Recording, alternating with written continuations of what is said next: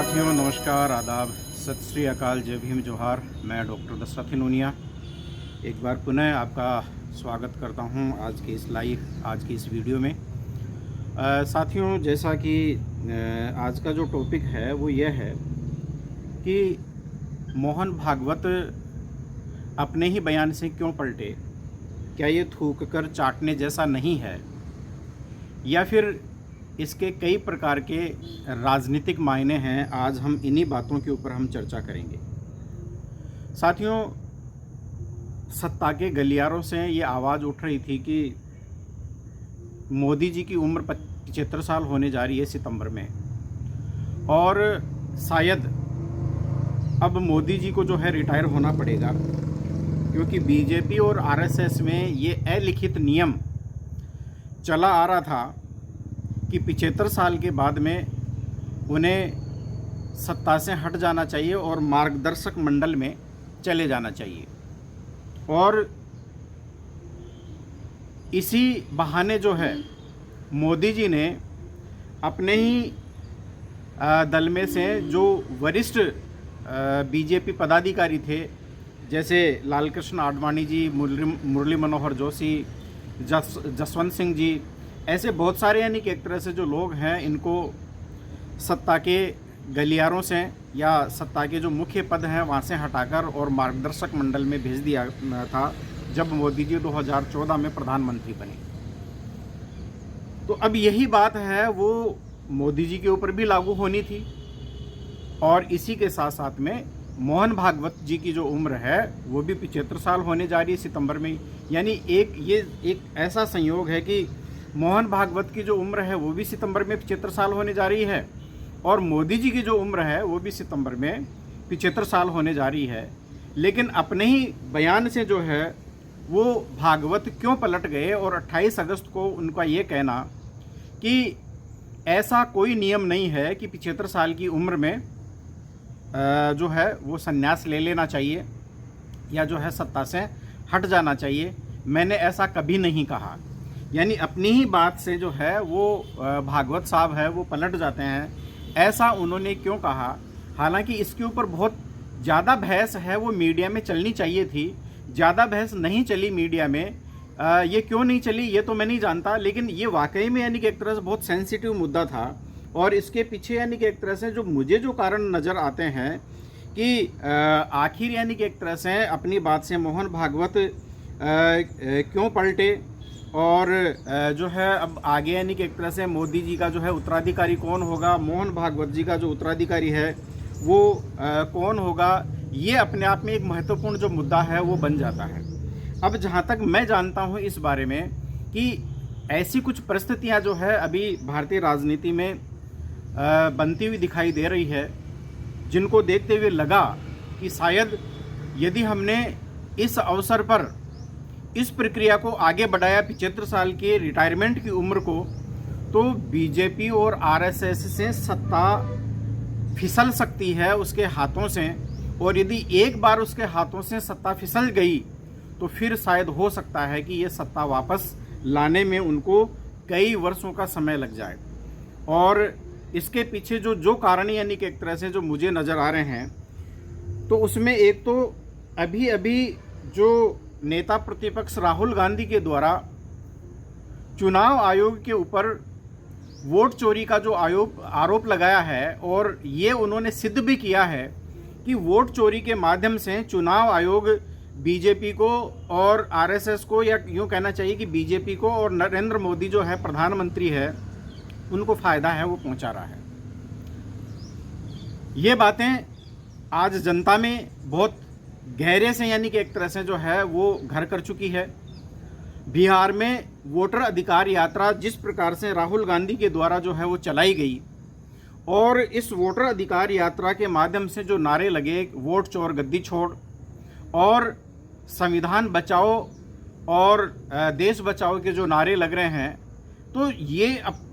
जो बीजेपी और आरएसएस की जो सत्ता की जो जड़ है उसने हिलाकर रख दिया है। साथ ही साथ चुनाव आयोग के ऊपर भी ये आरोप और आक्षेप है वो लग चुका है कि चुनाव आयोग कहीं ना कहीं पर एक तरह से बीजेपी की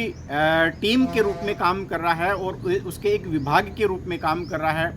विपक्ष की आवाज़ है उसको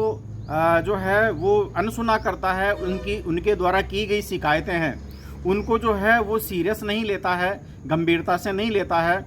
और ये क्यों नहीं लेता है, ये बातें भी जो राहुल गांधी ने जो है वो सिद्ध है वो की है। तो इन सब बातों को देखते हुए अब ये लगने लगा कि वाकई में यानी कि एक तरह से जो है वो परिस्थिति है वो एनडीए के खिलाफ या बीजेपी के खिलाफ है वो जाती हुई दिख रही है। वोटर अधिकार यात्रा अब जो है वो गांव-गांव शहर-शहर जा रही है और एक जन सैलाब जो है वो बीजेपी और आरएसएस के खिलाफ उठता हुआ दिखाई दे रहा है। तो ऐसी स्थिति में जो है ये कहीं ना कहीं मोहन भागवत का जो बयान है ये अपनी बात से इस वजह से पलटता हुआ दिखाई दे रहा है। इसी के साथ साथ में एक आक्षेप ये भी है कि न्यायपालिका भी कहीं ना कहीं पर जो है सत्ता के दबाव में काम कर रही है और जो संवैधानिक रूप से एक स्वतंत्र निकाय के रूप में सरकार के तीसरे अंग के रूप में उसकी जो भूमिका होती है और उसका निर्वाह उसको करना चाहिए, शायद वो उस रूप में नहीं कर रही है। तो न्यायपालिका के ऊपर भी यानी कि एक तरह से कई प्रकार के प्रश्न है। अभी जैसे मोदी जी की डिग्री के ऊपर सवाल उठा और केंद्रीय सूचना आयोग जो है उसने ये आदेश दिया कि इसको दिल्ली विश्वविद्यालय को कि मोदी जी की डिग्री को जो है वो सार्वजनिक उसके द्वारा किया जाना चाहिए। ये मामला जब दिल्ली हाईकोर्ट में गया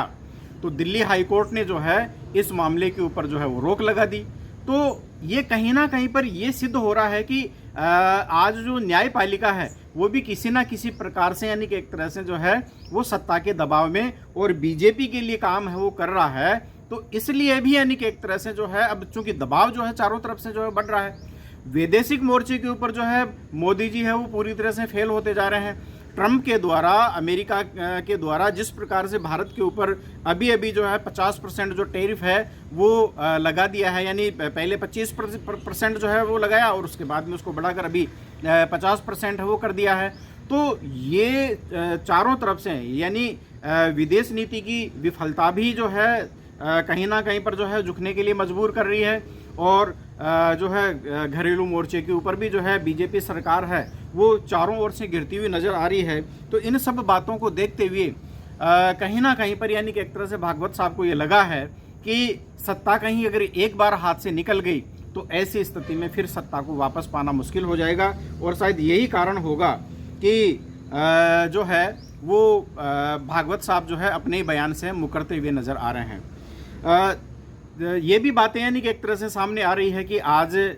जो बीजेपी सरकार है उसके पास में अपनी खुद की 240 सीटें हैं और उनके ऊपर भी ये आरोप है कि लगभग यानी कि एक तरह से 80-90 सीटें हैं वो उन्होंने गलत तरीके से जो है चुनाव में वोट चोरी करके हासिल की है, जीती है। तो ऐसी स्थिति में जो है स्थिति कमज़ोर तो है ही है, साथ ही साथ जो टीडीपी और जेडीयू जैसी जो राजनीतिक पार्टियां हैं यानी नीतीश कुमार और जो चंद्रबाबू नायडू है उनकी बैसाखियों के ऊपर ये जो सरकार है वो टिकी हुई है। और बीजेपी और आरएसएस ये दोनों इस बात को जानता है कि अब जो है जनता का मूड है वो सत्ता के प्रति पूरी तरह से वो बदल रहा है और उसको दबाना मुश्किल हो जाएगा। यदि एक बार मोदी जी सत्ता से हट गए तो शायद हो सकता है कि 5 साल भी ये सरकार है वो अपना कार्यकाल है वो पूरा न कर सके। और इंडिया गठबंधन जो है वो जिस प्रकार से मुखर होकर न केवल संसद में बल्कि जनता के बीच में जा रहा है, संसद में भी यानी कि एक तरह से इंडिया गठबंधन ने जो है बीजेपी सरकार को भयंकर चुनौती दी है। और आज जो है यानी जनता के प्लेटफॉर्म के ऊपर भी जो है ये इंडिया गठबंधन है वो एकजुट होता हुआ दिखाई दे रहा है और जनता को लग रहा है कि पहली बार जो विपक्ष है वो सरकार के खिलाफ खुलकर जिस तरीके से सामने आया है, ये बातें अपने आप में मोहन भागवत को जो है पीछे हटने के लिए मजबूर कर रही है। लेकिन जो आरएसएस नैतिकता की दुहाई देता है, जो आरएसएस ये बात कहता है कि नैतिकता के उच्च मापदंडों पर व्यक्ति का व्यवहार होना चाहिए और जो है उन्हें उनका पालन करना चाहिए। तो मोहन भागवत जो है वो अपने आप में अपनी बात से मुकर कर और जिस आरएसएस को उन्होंने जो है इस देश के सर के ऊपर बिठा रखा है, आज वो भी एक तरह से जो है कंफ्यूज नज़र आता है, या जनता अपने आप में यानी कि एक तरह से अब ये सोचने के लिए मजबूर होगी कि आरएसएस जैसा संगठन और आरएसएस का चीफ मोहन भागवत, जो कि हालांकि डॉक्टर तो जो है पशुओं के हैं, लेकिन अब जो है वो इस प्रकार की बात करके और जो है वो क्या संदेश देना चाहते हैं। उन्होंने ये बात भी कही थी इसी दिन कि अब जो है हिंदुओं को जो है 3 बच्चे पैदा करने चाहिए, जबकि खुद आरएसएस के जो प्रचारक हैं, आरएसएस के जो लोग हैं जो शादी नहीं करते हैं, वो खुद परिवार यानी कि एक तरह से नहीं बसाते। और भागवत साहब जो है जानवरों के डॉक्टर होते हुए जो है जानवरों जैसी बात करते हैं कि आज जो देश और दुनिया में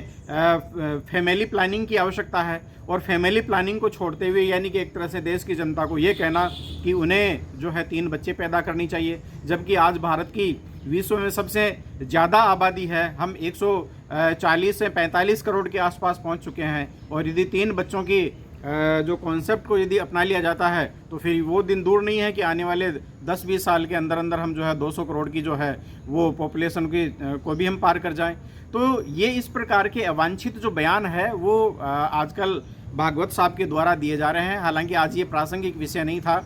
प्रासंगिक विषय यह है कि अब आरएसएस को भी अपने इंटरनल सर्वे में ऐसा जो है प्रतीत होता है कि भारत में जो मोदी सरकार है, बीजेपी की जो सरकार है, एनडीए गठबंधन है, वो जनता का विश्वास खोता जा रहा है। और खुद जो एनडीए गठबंधन के जो सहयोगी साथी हैं वो भी अपने आप में यानी कि एक तरह से ये इस बात को लेकर और असमंजस की स्थिति में थे कि यदि मोदी जी जो है वो सत्ता से हट जाते हैं तो ऐसी स्थिति में उनको जो है वो क्या स्टेप लेना चाहिए। और साथ ही साथ चूँकि अभी 9 सितंबर को जो है ये राष्ट्रपति उपराष्ट्रपति का भी चुनाव है, और इस उपराष्ट्रपति के चुनाव में भी ये भी संभावना है कि जिस प्रकार से इस मोदी सरकार के खिलाफ, बीजेपी के खिलाफ असंतोष बढ़ता जा रहा है, और जो 2 प्रत्याशी अभी चुनाव मैदान में है, जिनमें एक प्रत्याशी जो है वो बीजेपी की तरफ से और एनडीए गठबंधन की तरफ से जो है वो चुनाव लड़ रहा है, और दूसरा जो प्रत्याशी है वो इंडिया गठबंधन ने उतारा है। इंडिया गठबंधन के प्रत्याशी के द्वारा जिस प्रकार से सीपी राधाकृष्णन जो कि एनडीए का उम्मीदवार है, और जो रिटायर्ड जस्टिस जो है जो कि अपने आप में ये भी एक तरह से जो है वो इनको टक्कर देते हुए नज़र आ रहे हैं। तो अब देखना ये होगा साथियों कि आने वाले समय में जो है वो भारतीय राजनीति किस दिशा की ओर करवट लेती है, किस दिशा की ओर जाती है, ये देखना होगा। तो इन्हीं के साथ में मैं अपनी वाणी को यहीं विराम देना चाहूँगा। बीजेपी, आरएसएस दोनों को अपना भविष्य है वो खतरे में नज़र आने लगा है। यदि एक बार सत्ता उनके हाथ से निकल गई तो आने वाले समय में इस सरकार के द्वारा इतने ऐसे जो है वो काम किए गए हैं, यदि सत्ता जाने के बाद में उनकी कलाई खुलती है तो उसका अंजाम क्या होगा, इस बात को आरएसएस भी बहुत अच्छे से समझता है और बहुत अच्छे से इस बात को जानता है। इसीलिए शायद भागवत ने इन बातों के ऊपर विराम लगाया है। साथियों, एक बार पुनः मैं आपका धन्यवाद और आभार व्यक्त करता हूं आज के इस वीडियो के लिए। साथ ही साथ मैं आपसे अपील करना चाहता हूं कि यदि आप संविधान, सत्य, विज्ञान, मानवता, मानवाधिकार और अंतर्राष्ट्रीय कानून, पोस्ट ह्यूमनिज्म और अम्बेडकरिज्म पर विश्वास करते हैं, आप इक्वेलिटी, लिबर्टी, फ्रेटर्निटी और जस्टिस में विश्वास करते हैं, तो आप इस पार्टी के साथ में जुड़ें। और जिस रूप में भी आप पार्टी को मदद, तन मन धन जिस रूप में भी कर सकते हैं आप जरूर करें। बहुत बहुत धन्यवाद। जय भीम।